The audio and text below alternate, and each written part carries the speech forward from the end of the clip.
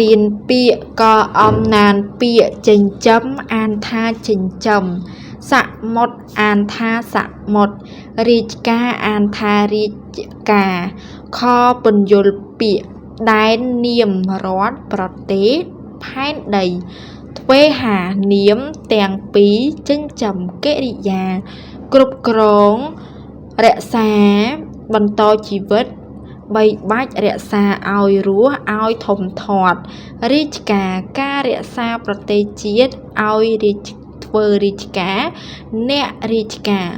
គោបដិស័ព្ទមានទុយគ្មាន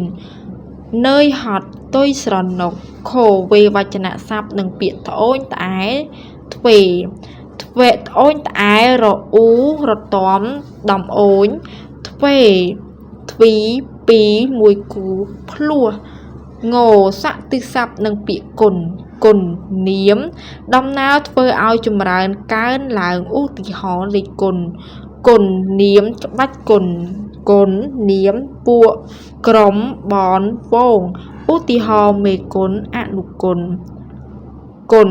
កិរិយារកមើល